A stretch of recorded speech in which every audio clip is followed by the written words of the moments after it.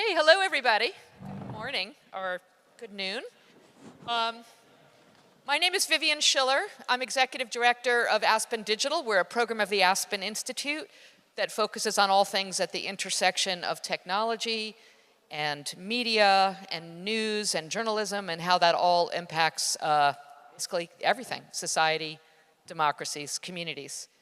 So our panel today is about transparency, which is one of those words that is used so frequently and in so many contexts as to be rendered almost useless because it means so many things to different people.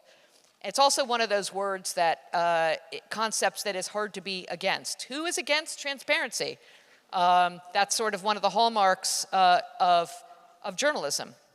But what we want to do in this session is sort of unpack the concept of transparency a little bit and try to put it to the test in terms of how transparency is applied to news output, various news organizations, and what impact it has, if any.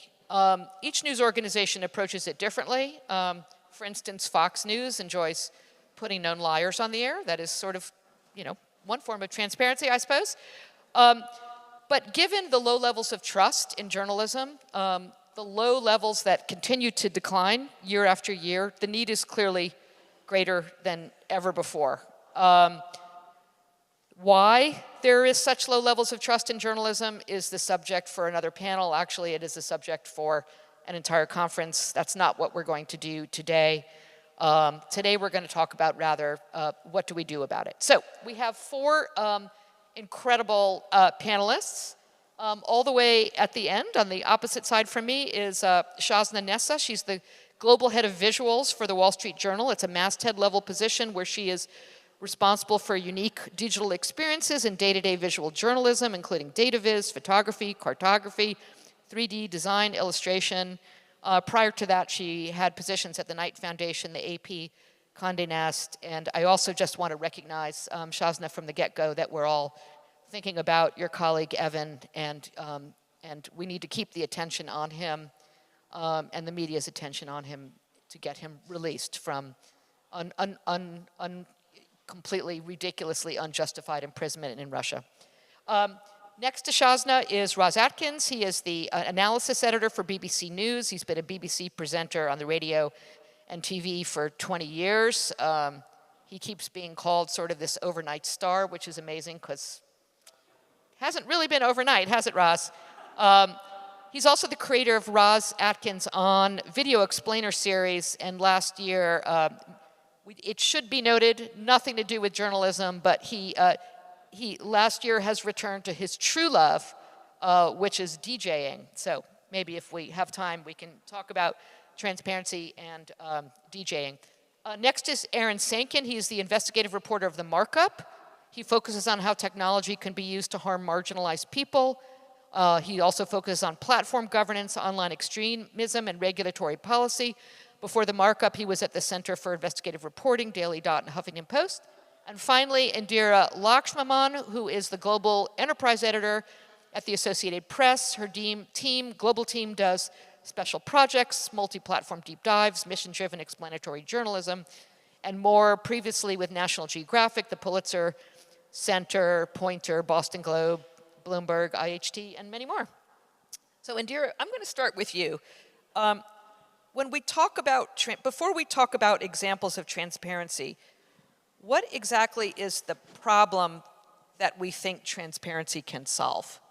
Well, the problem is the lack of trust that readers and audiences have in the global media. And unfortunately, it's a problem that has been on a steady, years-long worldwide trend of a decline in trust in media.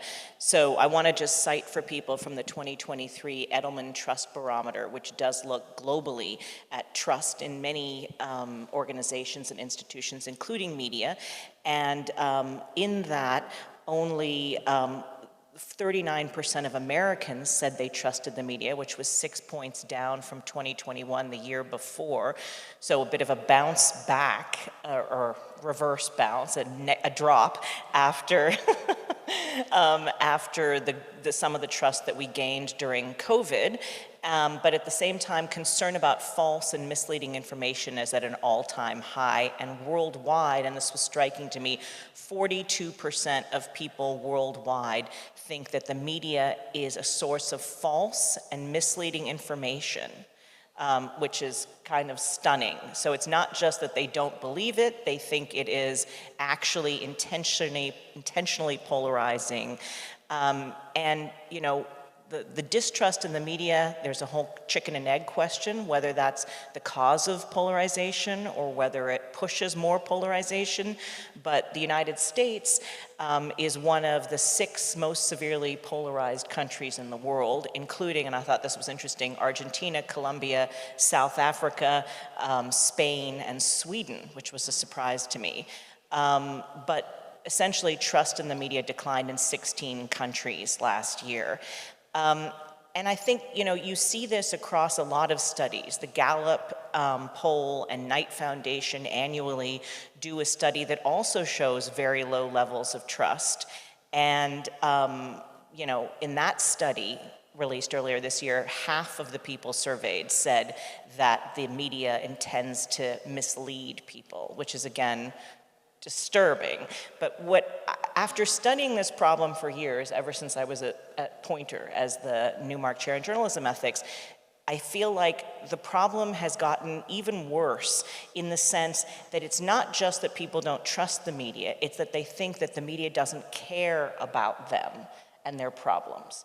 So I think that transparency, I've been for years sort of carrying the banner and the flag for transparency, show our work, show what we do. If we explain what we're doing, if we're accountable for our mistakes, if we're very transparent about everything, if we explain anonymous sources like at the Associated Press, we always, first of all, we try to minimize the use of anonymous sources completely. When we do use them, we don't give anonymity to people who just want to make ad hominem remarks. It has to be anonymity for someone where we explain that they have a certain reason why they need anonymity for their safety, for example, and it has to be something that we have at least 2 sources on, except in very rare instances, and it has to be always vetted by a very senior editor. And we explain all of this in the text, and other news organizations do as well. So I thought, the more transparency we give, the more people are going to believe us. In fact, what this latest Knight and Gallup poll found is that transparency is not enough, that we need to show actually that we care about communities, and this is where solutions journalism comes in, and I know there are other panels at this conference on solutions journalism. We have to show that we're not just reporting, you know, it bleeds, it leads, but that we actually care about the outcome for communities. So I just want to say that I think transparency, as important as it is also not enough. So, well, thank you for starting our panel by saying transparency basically is not what we need. It's necessary. We need it, but we need more. Necessary, but not sufficient. Right. We'll call it that. But we're going to focus on transparent because it is, in addition to other elements like engaging communities, it is a necessary indicator of how we can build that levels of trust with the audience. I think that's right, but I would just to clarify what I said before, I think what's really important is that we show the impact of our work. So we show that our work caused this change, our work exposed this wrongdoing, our work got this kind of accountability. When we are able to show that, then I think that's where we actually are able to build trust. I would submit that's part of transparency. Right. So, right. Ros, I want to turn to you. So, you know, in your with a lot of the programs that you've hosted or invented and developed at the BBC, you've really pushed the boundaries of transparency, and in much of your work, sort of pulling back the curtain of how reporting is done. So, you know, for example, in the show that you had on BBC Two, Ros Atkins on the Week, you really incorporated, which was a fantastic show that was basically primetime, mostly largely single subject deep dive, but you incorporated a lot of elements of you speaking to the reporters on on that particular story and how they do that story. So talk a little bit about how you do that without getting so in the weeds that you lose track of the actual news itself. Thank you. Well, I guess when I'm thinking about transparency, I would split it into two. There's transparency that we build into our primary reporting, and then there's standalone transparency where we may provide a secondary piece of content to explain the work we're doing. And much like with fact-checking, in that you can fact-check within the reporting that you're doing, or you can run a separate fact-check that sits alongside that, our experience is while both have value to our audience, it's the reporting that tends to get consumed much more. And so it's always been vital to me that you build into your primary reporting transparency and fact-checking. There can't be something which just sits to the side. And as such, when we have developed a number of TV formats and video formats, we're trying to do a number of things to be transparent, not just for the sake of it, but because it's vital for us to show people why they can trust what we're making. Now, we're lucky the BBC is one of the most trusted news brands in the world, but that alone isn't enough. I always feel like I'm working to earn that trust each time. So a few things we do is, and I hope you can't find an example of me not doing this, in my videos, if I assert something, I provide the evidence there and then. I'm not saying trust me because I'm from the BBC, I'm saying trust me because I'm also showing you why I'm saying this. And we're pretty ruthless about that. We go through our scripts. Have we provided evidence for each assertion? That's very useful, so if people doubt you, there's evidence right there. We also talk about why we can't say some things definitively. So for example, when we were covering the COVID surge in China, there were lots of videos flying around, some of which were real, some of which weren't, of hospitals in China, or certainly not at that point. In our reporting of that, we said, well, we've done the work here, so we have verified this video, but this video is actually doing more views at the moment, but we're not using it because we've looked at it and we can't trust it. So we're sharing our work around verification more. And then finally, to the example you were raising about our show last year, there was an offensive, a Ukrainian offensive in the conflict there, and we knew the offensive had started, it had been widely reported, and then largely the coverage of it had dropped. And the reason it had dropped was because it was very, very hard to get information. So rather than not cover the story, because we didn't have a whole lot to say, we brought on the BBC's international editor, Jeremy Bowen, who's one of our most esteemed correspondents, and he was with us from close to where this offensive was taking place, telling us what he knew, telling us what he'd like to know but couldn't find out, telling us the information war that was going on from both sides. And so what we got there was a piece of content that deepened our reporting of that offensive, but was also transparent about the struggles we were having covering that offensive. And if you could put those two things together, I think the audience, appreciates it. So we're always looking for different ways that we can build transparency into our primary reporting, because I think fundamentally that's where it needs to be. Is there a risk, though, that too many sort of transparency elements will swamp the storytelling? Yes. But how do you balance that? Well, it comes back to, do I need to be transparent to tell this story? So one of the things that we're very hot on when we're making our programs or videos is making the distinction between essential information and interesting information. So is this information essential to understanding this story? It goes in. Is it interesting, but actually if I didn't have it, I could still understand the story? It tends to go out. And I would apply the same test to transparency. Is this transparency essential to us fairly and comprehensively covering the story? If it is, we use it. Are we simply doing it as a device to more broadly show the work that we're doing? Maybe on that basis, it doesn't go in. You could risk being sort of performative. You can definitely risk being performative, and I think to the points that we've just heard, I don't think the audience is jumping up and down going, give us transparent journalism. I don't think it's necessarily a notion that they understand, but I do think that when you do it well and it's integrated into the texture of your work, you can see that the audience appreciates it. Go ahead. I just wanted to say something about the risk of drowning your audience, which is that a beloved editor of mine, former editor of mine, used to say, when I would want to show all of my work and show how I got everything done, he would say, Indira, build me a clock. He said, don't build me a clock, just tell me what time it is. And it was like, oh yes, that's right. So there is a balance between showing too much work, and this is especially true, I think, in investigations, because you want to make it really readable. So we have an enterprise project that our team just did that came out from the AP, where our team spent 2 years tracking down, there was this boat that showed up in Trinidad and Tobago, full of dead bodies. And they spent 2 years tracing who were these men. And they had come all the way from Mauritania and beyond, but it had to be written in a way that it didn't sound like, and then we did this, and then we did this, and then we did this. It had to be written in a way that explained the methods and the sources, but also made it a narrative so that it was readable. I could just give you one short, brief example. When we were covering the various protests in Iran, and there were lots of videos coming out of Iran, and we were using BBC Persian, our brilliant colleagues there, to help us understand what was happening. We would sometimes interview them within their newsroom, where they were also doing a lot of verification. So you both got their analysis at the same time as highlighting the verification work that they were doing. So it was possible to do both things in one go, and so there was no real loss. You didn't have to kind of put aside 5 minutes to explain that. Great.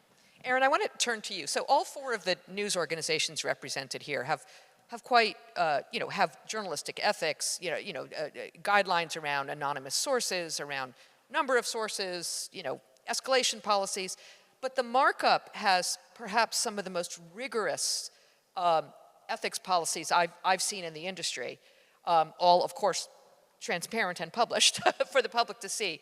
So just talk to us about what some of those ethics are, and why do you think it's necessary to go above and beyond at the Markup, beyond what some of the other ethical guidelines are for news organizations? And tell us what some of them are. So yeah, as again, I'm a reporter with the Markup. The Markup is an investigative nonprofit news organization. We were founded in early 2020. Our mission is covering technology, mostly. And one of the things that kind of the Markup has done is our investigations are often very data-based. So there's a lot of data analysis. We collect a lot of data. We generate a lot of data. There is a lot of, as the kids say, math involved. And one of the things that we do in order to, do these investigations is that we publish methodologies along with most of our kind of larger investigative stories. And those are basically, in a lot of ways, very similar to academic research papers. There are, there's a background section, there's an analysis section, discussion, sourcing, all of that stuff. And what that does is, I think, if you were to ask me when the Markup started, what that was really doing, I would say something that is transparency for readers. That gives readers the ability to go through and check our work to make sure that whatever analysis we've done is correct. And there are readers who will go through and say, oh, maybe this regression analysis is not the best thing to do in this particular situation. But the normal person is going to see all that Greek letter magic and say, I don't really care about that. But what it does, I think, is it creates an obligation of the journalist and the folks and the editors and everyone involved in the production of a story to make sure what they're doing is right. To make sure that what you are doing is correct, because that transparency is holding you accountable to yourself. So one of the things we do is we take the methodologies and we send them to experts in the specific field. I had done a story about broadband access, and it was about looking at what speeds and prices were given to consumers across the United States by different internet service providers.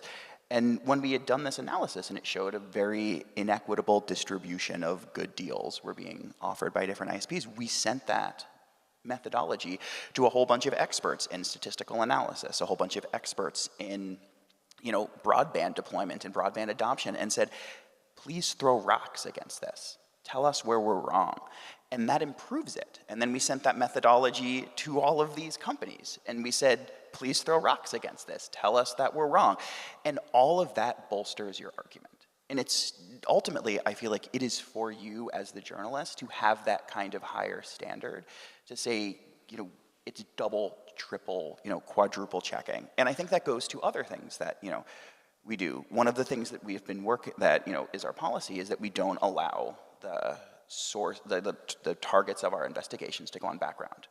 there is a no background policy for if, we go to a company and we say, hey, company X, we found you doing something wrong. Do you want to talk about it? And they'll say, here's a statement, and it's on background. And, we say we can't accept that because it requires a chain, as Ross was saying, there has to be that chain, a visible chain of evidence to what appears on the page and how you know it. And that is both important to readers and it's important to yourself, because if you can't quite articulate that in words, you might not know the thing that you think you know. So I think in a lot of ways, transparency is important to engender trust from readers. And I think it does that, whether or not, that can combat, as we've been talking about, larger trends across all institutions in declining trust. But I think as a journalist, that transparency kind of makes you do your work a little better and helps you, sleep a little better at night before your story is going to get published. Yeah, I had to chuckle a little bit about your comment about, you mostly deal with tech companies, but companies asking that their statements from their press PR team be on background. It's like, what exactly is your job? So it's very head-scratching. Yeah, and I think there are certain times where I think, the desire for, press folks to want to not be named in a story is, I would say most of the time, I think the goal is to take information from the company and obscure the source and make you, the journalist, say it as like an unambiguous fact, like you would say you don't need to provide a source saying the sky is blue. But I do feel like there, in some cases, there is kind of a sympathetic argument, especially in talking to like tech companies and doing social media stuff around moderation, that a lot of times those PR folks will then get a wave of harassment from people who do not like that. So I think it's incumbent on institutions and companies to be like, hey, if you are putting someone forward as a spokesperson, you got to make sure that they feel safe and comfortable to put their name in the press and give that line. That's exactly right. Or maybe they should attribute the statement to a higher level executive. Yeah, exactly. One of the things when we were preparing for this session you talked about that I found interesting is about how journalism should mimic scientific research in terms of replicability, which I found fascinating. So as everybody knows, when it comes to scientific journals, it's not just a single scientist writing up and putting their story on a respected science journal. It has to be peer validated. So talk a little bit about that. Yeah, so I think one of the things that is really crucial, like similar to science, where you have this kind of like replication crisis where a lot of scientific studies, when someone tries to replicate them, they don't work, is for journalists, if someone was very motivated, what you want is for someone who's motivated to go back and re-report your story and find the same things you did. But one of the things that we like to do at the Markup is we have all this transparency, and it creates an opportunity for other news organizations and other researchers and other folks to do something similar on their own. So we'll put all our data, make it available on GitHub, and we've been creating these things called story recipes that give kind of step-by-step analysis for other news organizations to say, hey, we did this story and we have this big national data set, but we don't really know what this means for Cleveland. We don't know what this means for Detroit. We don't know what this means for all of these specific communities. So here is the step-by-step analysis, step-by-step method for taking what we did and localizing it to your community and telling that story in a way that really resonates with your readers, or saying, hey, we found this in place X. You can retrace these similar steps to find something in place Y. So a good example is some of my colleagues recently published a story looking at an algorithm used by Los Angeles to kind of prioritize which unhoused people get housing, and they found that was, creating inequitable incomes, but they created a story recipe for that, saying, this is the algorithm that they used. We found that this same thing is used in all these different cities. Here is the type of public records request we use to get this data. Go knock yourselves out, try to re-report it, see what else you can do. And I think transparency allows that conversation to push forward. I love that. Shazna, so I'm been eager to get to you to talk about visuals. A simple photograph, everything from a simple photograph to a data visualization can facilitate trust, but just as equally, it can entirely mislead if done wrong. So how do you use visual artifacts to build trust at the Wall Street Journal? And how is that, and how is it have an advantage over the written word, say? Yeah, so I was listening to everything everybody was saying, and I kind of agree, transparency is not enough. However, it's all the adjacent pieces that I would like to talk about that build that trust, which is then reconnected to transparency. So in several years ago, a few years ago, there was this super excitement about, data still is, of course, but in the early days of data journalism in its current incarnation, there was a tendency to put all your data out there, give everybody everything, let them see everything. If you're going to do a data visualization, make it about the entire data set, let them explore it. And obviously over time we realized that actually people don't have time or necessarily even the skill to explore a massive data set.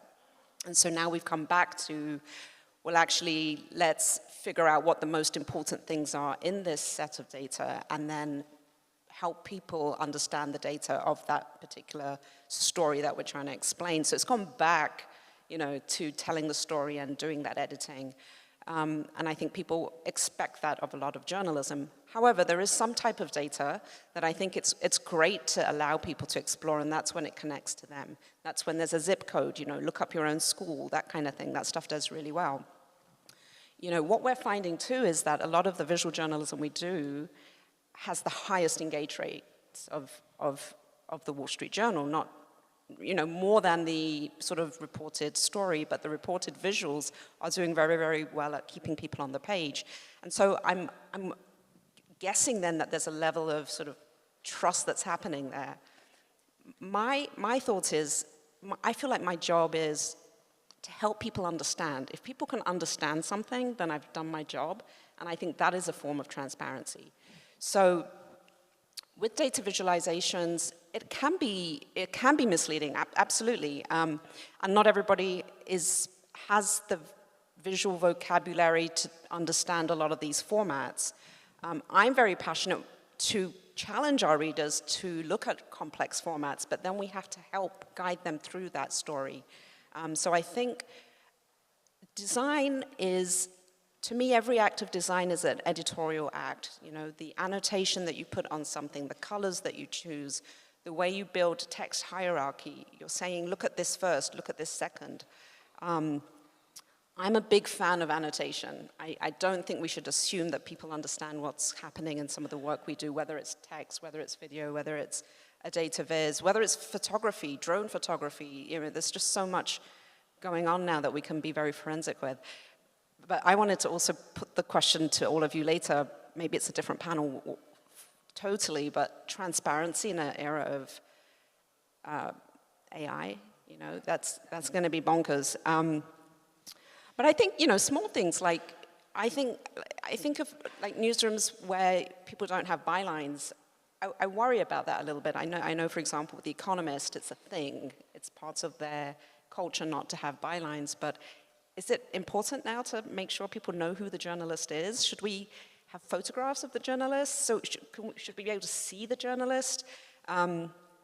Sometimes I see illustrations of journalists when they're in their columns and their stories, and I think they're lovely, but it's also an abstraction. It's taking me one step away from the actual face of the person. So I see everybody's got comments to make, which I want to hear, but then I want to come back to AI, because that was something I wanted to ask. I don't have the answers, but it's... Okay, hold that thought, but let's hear from... Mine is only a quick thought, which maybe connects some of the points we've already heard, which is that transparency should be helpful. It shouldn't be performative. We shouldn't be doing transparency just as an act. I remember I once presented a radio program where we had this idea where we would open up our editorial meetings and any of our listeners could phone into our editorial meetings, but hardly anyone did. So we kind of felt that this was a great act of transparency, and it was a real thing. You could phone into the editorial meeting, but as to your point, people have got other stuff to do with their lives, and they didn't. But when you start being transparent in a way that makes your journalism more useful, so I would argue our explainer videos, for example, are more useful to people because they can see the work that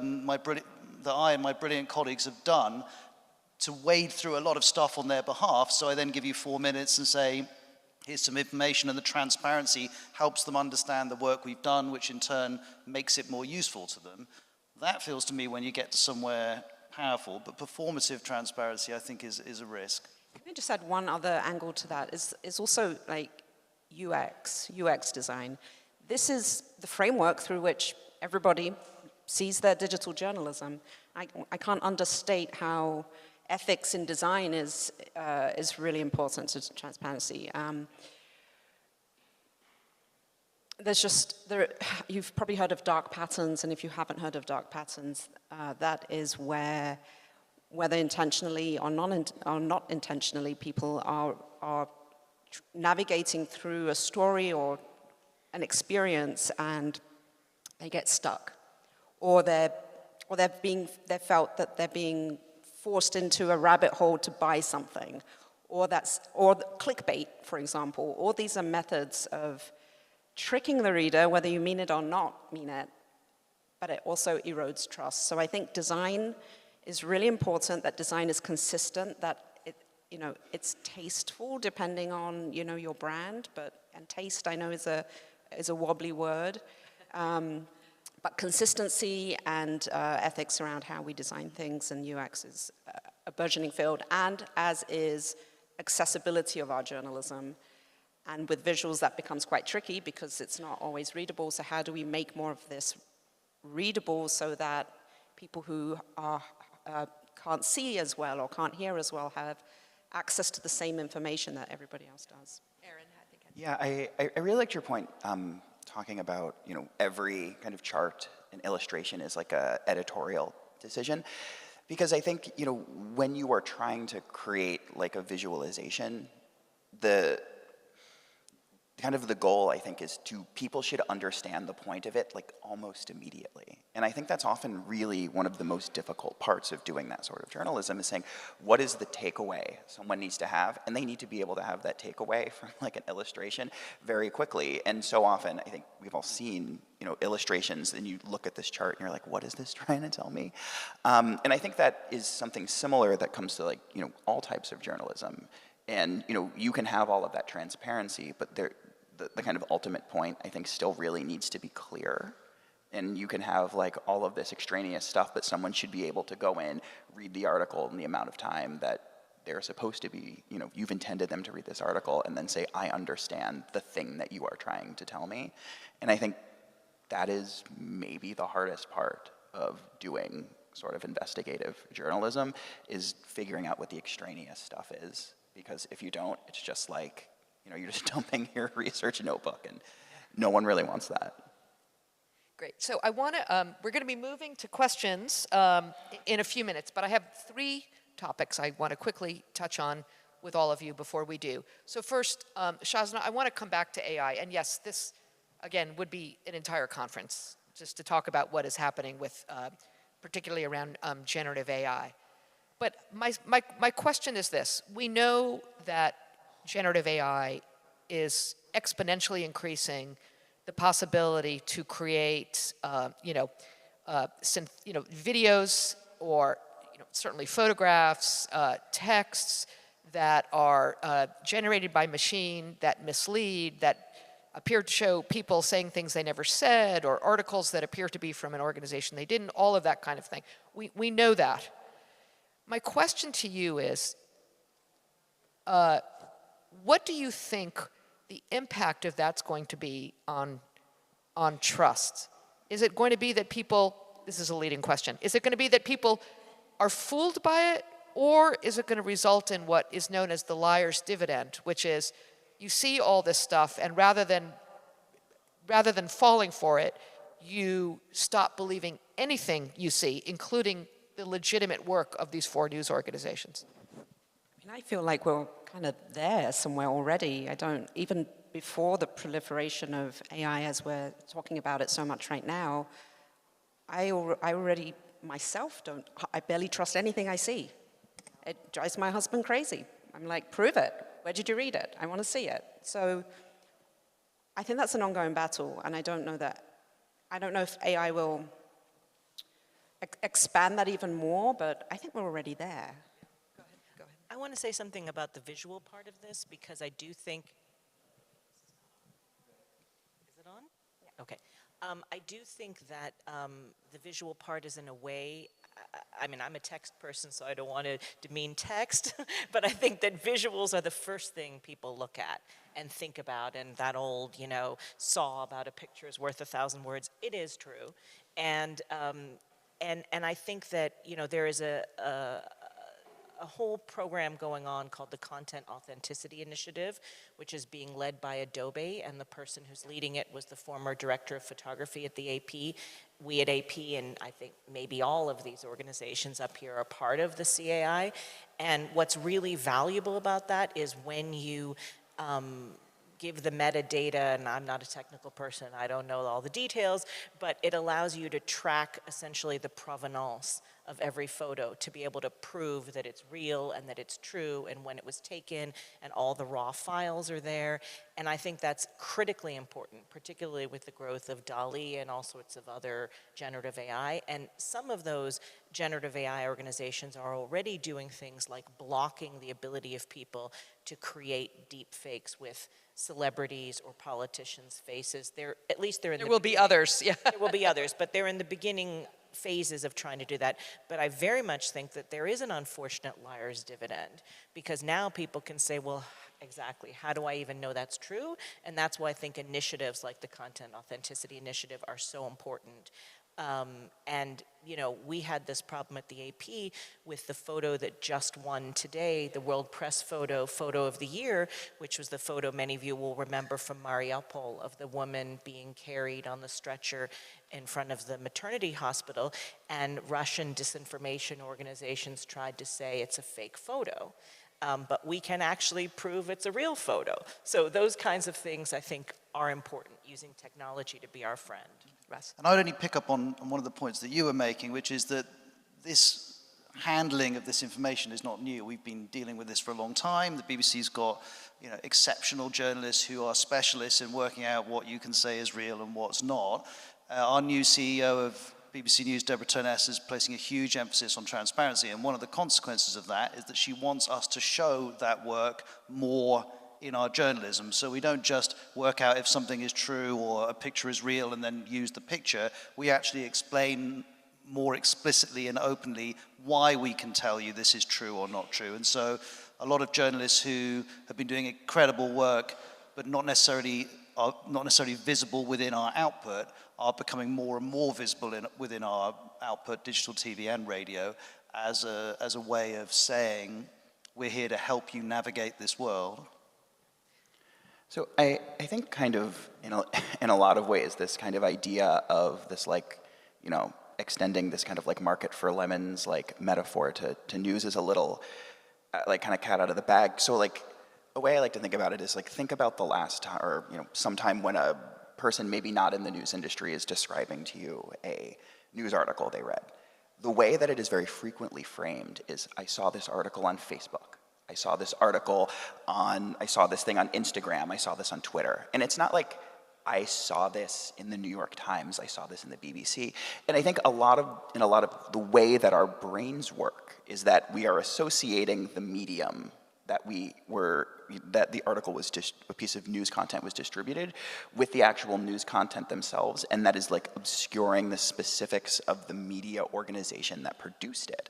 And I think that is an issue that, as AI will only exacerbate, because that very explicitly strips away the sources, but those sources have already been stripped away year after year after year, just simply by the distribution mechanism.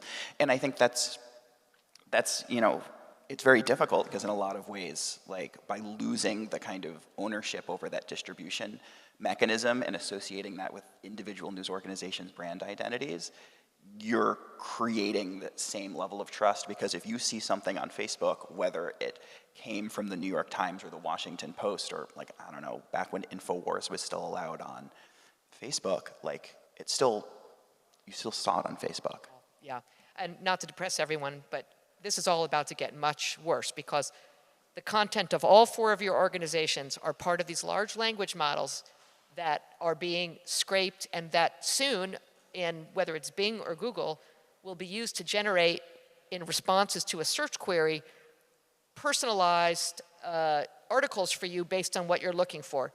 stripped of any kind of attribution, or if the attribution is there, it will be buried. So watch this space. Okay, I want to go to questions because we're running out of time. I had wanted to ask about fact-checking and about correction. So if anybody wants to ask about those things instead of me, that would be great. But otherwise, we're ready to go. So just raise your hand. Otherwise, I have more questions. Just over here, yeah, in the back, and then we'll... And please identify, name yourself and your affiliation. It's just as good context. My organization is Lead Stories. We're a global fact-checking operation. We Fact-checking. in 14 languages. A number of our staffers are here.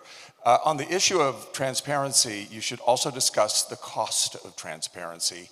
As fact-checkers, we have to take some extraordinary actions to protect our staff because when we put their pictures, their bios, their names on a story, you mentioned InfoWars. I mean, I've had several hours of targeted attacks by InfoWars and Alex Jones, Steve Bannon, Mike Lindell, and others, but we also get regular death threats against our journalists. So I think organizations that are using transparency, and we use a lot of it, should be aware that there is a big cost to it, and you have to take action in order to counter that. You have a question? Yeah, would you discuss, do you have a problem with the transparency when you put information about your journalist online? What do you do to protect them? It's expensive. You know, we have a security team. I know the AP has a huge security team as well, and they, you know, they're not only sort of supporting journalists who are out reporting in the field, but also journalists who are sitting on their desks, at their desks.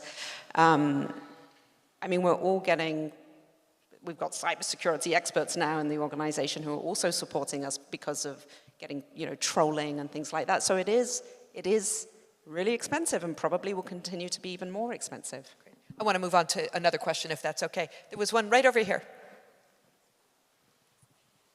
My name is Damita Presl. I'm with NZZ. We're a Swiss outlet, and we make video explainers. I think, Ros, you spoke to the difference between performative transparency and useful transparency. And I'm wondering, like, we pretty much quote every single source in our videos, and I'm very certain that nobody who watches them then goes and clicks on all of the links and actually checks if that source, you know, checks out. But I'm wondering whether there isn't a certain usefulness to performative transparency simply because you're sending the message that, look, here's all our sources, and even if you don't have time to, you know, dial into our editorial meeting, you can if you want to, and that maybe generates a sense of trust. Absolutely, but I wouldn't categorize what you've described as performative transparency. I would describe it as useful transparency because you're communicating in a way that the Markup does brilliantly and lots of other news organizations do brilliantly, the work that's gone into making your piece of journalism something that people can trust and use. So I wouldn't say that what you're doing is performative. It sounds very useful, and I love the point that we're hearing from the Markup, which is that this isn't only for the audience, though it is, it's actually improving your journalism. And one of the most powerful things that we've done making our videos is this discipline of going through it every single line by line, saying, have we provided the evidence in this piece of journalism for what I'm saying? And so I would argue that what you're doing is of huge value, both to the quality of your work and to the fact that, to your point, even if people don't click on every link, they know you're providing them. Can I just add one thing about that? I think I love putting links to every single thing in my work because if I'm going to mention a study, I want to link to the study. If I'm, you know, I want to be able to, just like I did the research and found it out, I want to be able to share it with the world. That's the reason I'm a journalist, right? What I found, though, is that when I was a columnist, when I was I was a reported opinion columnist for the Boston Globe and earlier for the IHT, it didn't matter how many links I put in to all of the evidence I had.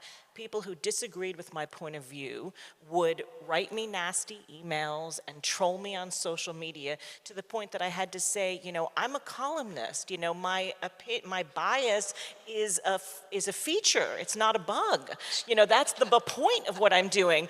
But people get angry if they disagree with what they perceive to be a point of view, even if you have all the evidence there. I guess that's going to happen to some point. I've got a slightly happier story, which is sometimes in the comments underneath our videos, someone will come at us and go, well, how come you're saying this? And someone else will comment back going, no, they've provided the evidence there. So people... It's got to feel good. So there is, sometimes that sourcing does get used, we find. Okay, next question. Right here, sorry, the mic's already there. We'll come to you next. Hi, I wanted to just pick up on what Shazna said, that if someone understands the story that you've written, you've done your job, and I think that's essential. My name's Sabra Al-Midi. I'm one of Britain's youngest imams, one of Britain's youngest faith leaders. One of my jobs is to help build that public trust with the media.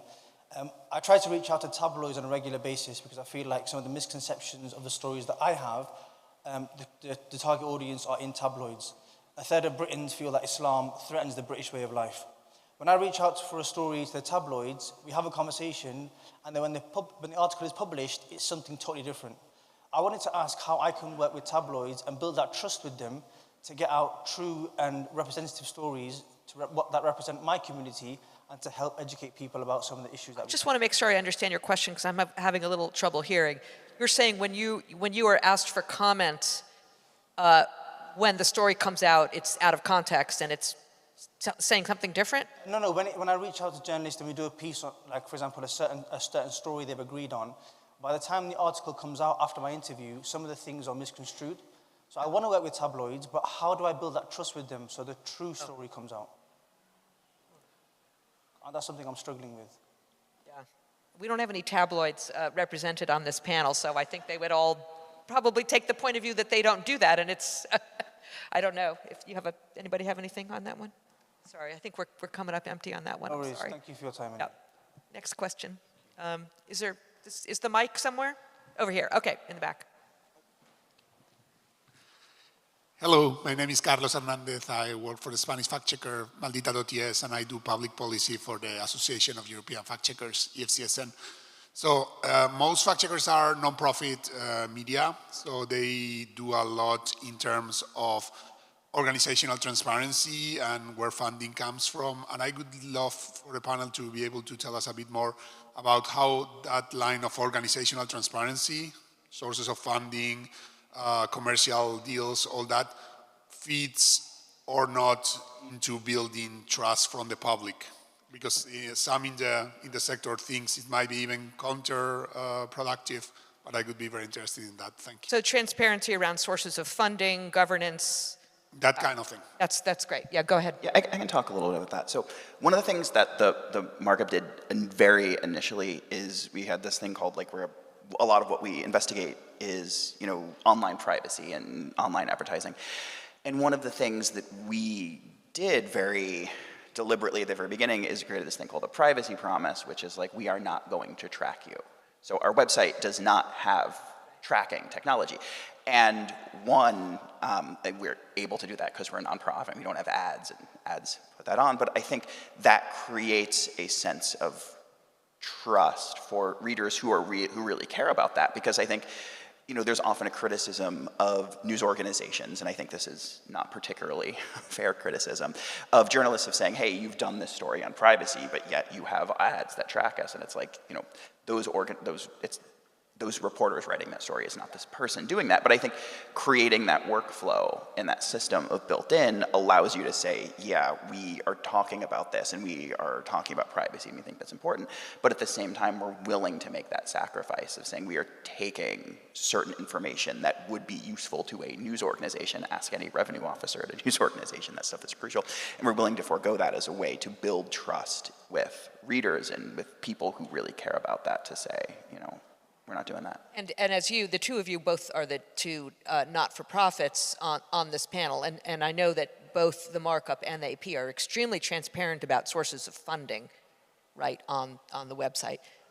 Indira, did you want to add something there? I mean, sure. Any piece, as you said, we're a non-for-profit collective, and any piece of reporting, like on a special project, for example, we might take funding from the Pulitzer Center for Crisis Reporting or the Hewlett Foundation, and that's all very clearly marked. But they're also, I want to make clear, firewalls. So any organization or foundation that gives us money has absolutely no bearing whatsoever on the work and the reporting that we do, but we do disclose if we got funding from them to support our reporting. Great. And to be We clear, also mark ads very clearly on the site. and just in the sake of completeness, the BBC is not exactly a commercial enterprise, purely, but Well, we're funded in the UK by the license fee, which is effectively a tax, but outside of the UK, we have, if you look at the BBC News website here, you'll see adverts on it. So we have a commercial dimension, but primarily we're not. well, I have to say, sadly, I have many more questions. I know you do too, but we are already 2 minutes over. So out of respect to the schedule, we're going to have to end it there. Thank you so much, Shazna, Ros, Aaron, and Indira. Thank you.